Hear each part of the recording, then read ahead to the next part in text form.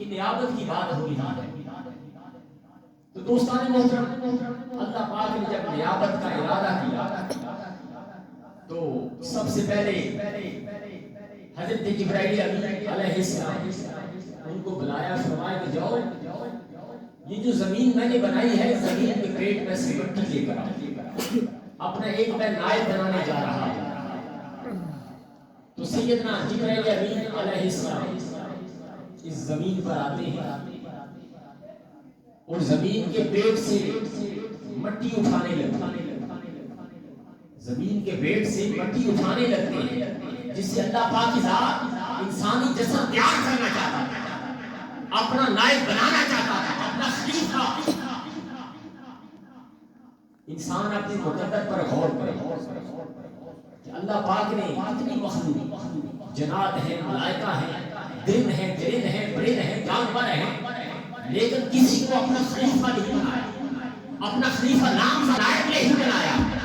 لیکن اے انسان تیرے مقدر پر تیرا رب تجھ کو اپنا نائب بنا رہا. اللہ پاک نے اس مخلوق کے علاوہ کسی مخلوق کو اپنا نائب نہیں بنایا، اپنا خلیفہ نامزد نہیں کیا. خلیفہ کس کو نامزد کیا جاتا ہے؟ آپ نے خانقاہ نظام دیکھا ہوگا، وہاں پر خلیفہ نائب پیر صاحب ہیں جو مرشد کریم ہیں، ان کے وصال کے بعد ان کا بیٹا نامزد ہوتا ہے، ان کا پیارا نامزد ہوتا ہے. اس طرح ہر جگہ پر یہ دستور ہوتا ہے، جو اس کے زیادہ قریب ہوتا ہے اس کو اپنا خلیفہ بنایا جاتا ہے، اس کو اپنا نائب جو ہے نامزد کیا جاتا ہے.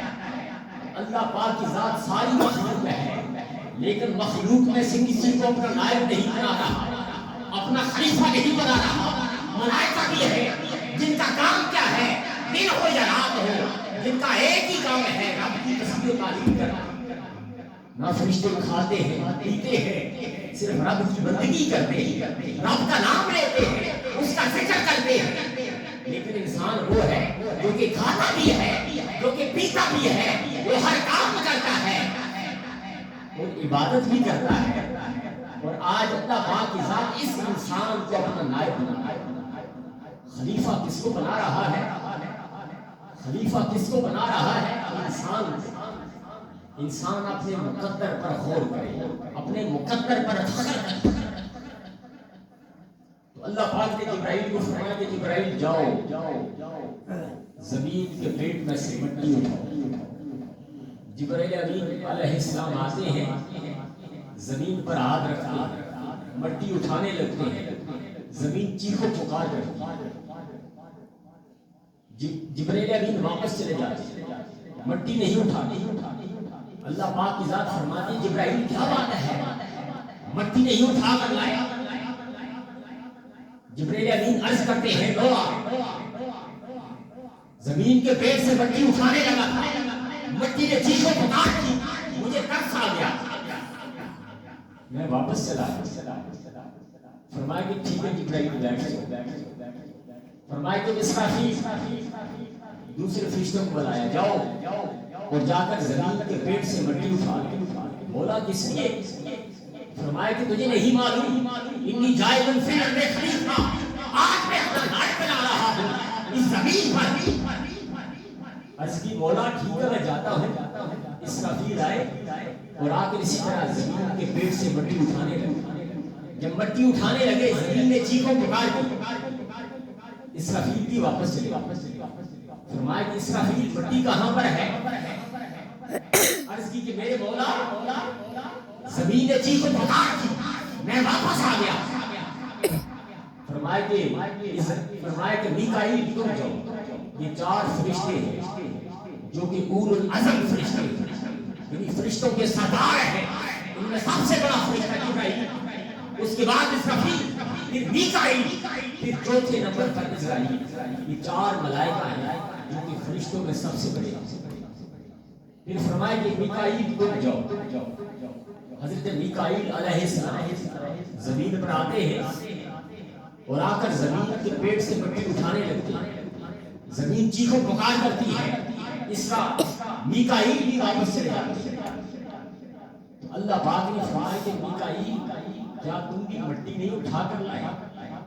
عرض کی مولا تیری زمین کو چیخو پکار کرنا شروع ہو گئی، مجھے ترس آیا اسرافیل جبرائیل کی طرح، فرمائے کہ جاؤ اسرائیل تم جاؤ۔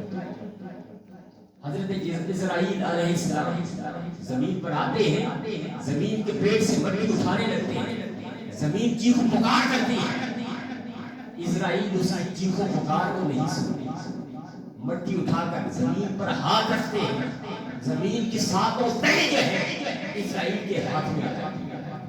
زمین کے 7 رنگ ہیں، زمین کی 7 تہے ہیں اور 7 رنگ ہیں، 7 رنگ کی مٹی اسرائیل کے ہاتھ میں آ جاتی ہے۔